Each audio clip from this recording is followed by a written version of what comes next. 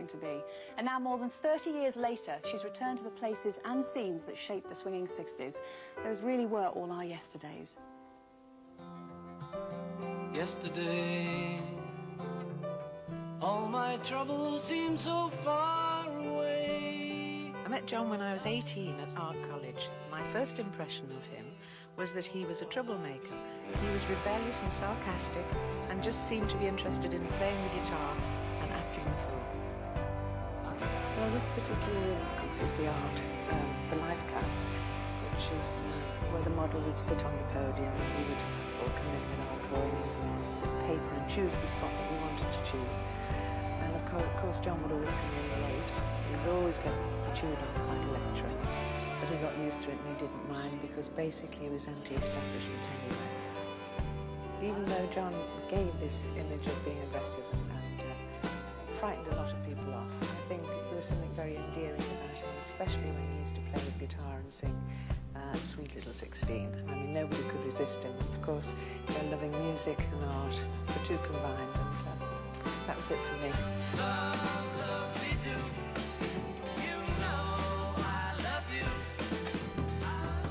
This brings back fantastic memories for me. This is our first home, given to us by Brian. I was expecting Julian, we just got married, and this was where Love Me Do was. We first heard it on the radio, and we knew the fact that it was going into a play. It was a wonderful, happy time for us. Ringo, it was the first time I met Ringo in this particular room. It sort of changed everything. But John, his favourite was possibly Polar Nights, followed by Banana Budgies. Ringo missed out on the Blue Curry House, but then we got rid of him and got back to him. So that was our first introduction, once into a dance.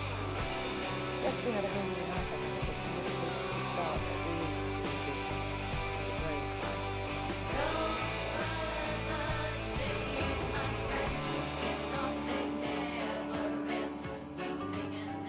I suppose in some ways this was the inspiration for me to record Those Were the Days. We'd spent 10 years of very intense life together, and I still wanted to achieve something for myself. Looking back on it all now, we had no idea that we were living history. But John was a one-off, absolutely unique. Maybe he's looking down on me now saying, good on you, Sid. Terrific stuff. Cynthia, lovely to see you. Tear to the eyes. Yeah, looking at all the girls in that particular clip there, you're the only one who hasn't changed. Oh, thank you. Your hair is as modern now as it was then, because they all had the bouffant, but you always had the long blonde hair. I think what you do is you stick to what you feel comfortable with. Yeah. And, you know, I always thought, like the Beatles thought in the early days, we would never be on stage when we're 30. I always thought that I'd never have long hair when I was 50, but I still have. So. And now our first record. Yes.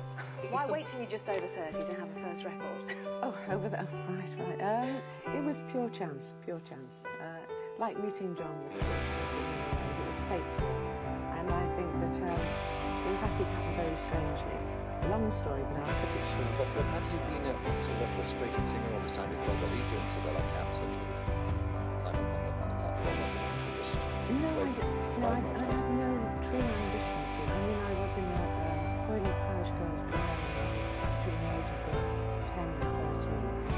And I used to go to choir practice twice a week, and I eventually got a solo part, which was singing Who Is Sylvia, What Is She? Yeah. And that was the pinnacle of my sort of stardom. Career. Yes. And then, of course, I being an artist, I wanted to go to art college, which I did, and then I met John, and everything changed for me, obviously. And probably the best thing that happened then was meeting John and having Julian.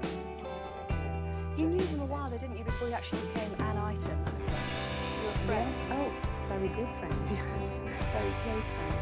Yes, we were, in fact, we were together for 10 years, all together. But we were going out together for 4 years, before the Beatles actually became famous. But you were kind of opposites as well, weren't you? Because you were the quiet one, and John, as we all know, was far from quiet. Yes, well, we do say sometimes that opposites Must have been the case. but really deep down we weren't opposites in many ways, because we both came from similar backgrounds. John appeared to be a rough, heavy boy, But he was living in Antigonium, a very respectable family in Liverpool, and I was living in a very respectable semi-detached house in Mallorca. And we both had the love of art and music. And we also had the tragedy of losing a parent. So underneath all that... Because this is the thing about John, underneath it he was a very, very complex sort of person. Yes, he was. He had a lot of You didn't know the half of it at that stage, did you? Mind you, nobody knew the half of it. No, thank God. But, you know, it's artistic people, especially special artistic people, unique people, you know, need nurturing and loving and caring for. And it's a challenge that I couldn't turn aside at the time, you know, because apart from the physical attraction, the mental attraction was tremendous. Now, when you were with John and you found that you were expecting Julian, that's when you got married. Do you think you would have married him had you not have been pregnant? Probably not. You know, I have to be totally honest about this, because I would have gone, I would hopefully have become an art teacher, which is what I was training for.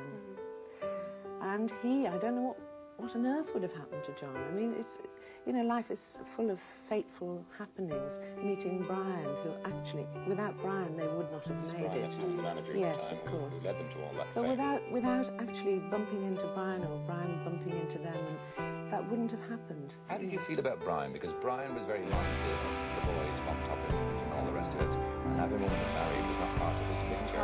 So you had to kind of yes, hide in the background. But in those days that was the case anyway, because I think with most managers, I mean, you didn't read like you do today in the press about families and children and background. In fact, it was derogatory to their image in those days. So, of course, I mean, if you're brought up with that, if you're also brought up with a northern male chauvinist attitude, you know, it's nothing's new. It's only as you grow up and as, of course, the 60s came about, you know, the liberation happened. That you're learning how to cope with the liberation. Yes, but during that time, you know, you accepted it. But having children anyways can be pretty hard work. So to have a baby, and that's when everything took off for the Beatles, how easy was it, your relationship, yours with John? It was difficult, mainly because in the film clip before, you know, Love Me Do came, was a hit just as I was pregnant with Julian. From that moment, from the day, in fact, John wasn't there at Julian's birth, he was on tour. You know, it totally exploded, and no two people, I think, could survive it. Very few did. You did survive it for a while, but then along came the drug scene. We were talking about the liberation, that was all part of it. John got involved in that. And that's really when that was sort of the beginning of the end. Yes, it was fated. Hopefully it was where they were, but it was fated. I was the first to go in this whole group. I mean, we had the most wonderful time together, all of us. We were a very, very sort of special group at that time. But the bubble had to burst, it really did. And it came about by pressures from outside, taking away from what we had as a nucleus. And eventually they all had to grow up, including myself. You know, you can't live that sort of fairy tale life forever. And of course, what happened afterwards was very public. The fact that you were divorced and that he married Yoko Ono. His death, how did you hear about it first? Well, I guess like most of us through... Well, I was staying with Maureen Starkey, who was then at that time divorced from Ringo, and she lived in London. And I was visiting, and it was during the night, I stayed the night, and I was living in North Wales at the time. And Ringo phoned from New York because he heard the news first. He phoned Maureen, and Maureen came up to my room to tell me in the middle of the night. And then it was, you know, all hell let loose after that. It was horrendous. I mean, to lose him in the first place to somebody else, that's something a lot of women, when that happens, they find it very difficult. But to lose him forever... I think Julian, your son, was developing that relationship with him at that time. It was harder for Julian because he was just coming up to teenage years, you know, 17. Thinking about it, I lost my father when I was 17, John lost his mother when he was 17, and now Julian loses his father for a second time. Do you ever feel with Julian? I look at him sometimes. He sounds like his dad. Do you ever get that reincarnation? Yes, no, I'm not doing that. Yes, I know. Yes, well, obviously, the genes were right for Julian. Do you still love the memory of your life with John? The memory of my life, you know, to survive in life, there were so many different areas. There's the tragic side and there's the positive side. And I always hopefully look on the positive side of it. And I enjoy and probably I've had one of the most fantastic lives that you could possibly choose, or fate chooses well, you're for just you. starting again now on this, Oh, on I this know. scene. That's roots, isn't it? Yeah. I know. I mean, you could explode onto the scene tomorrow, so I'm glad we caught you just before then. It has been a tremendous honour. I have been a Beatles fan for 4 days. Great to meet you. Thank you. Lovely to meet you. Now, we're taking a break. Join us in a couple of minutes for today's phone-in on Pets with Vet Michael Payne. See you then.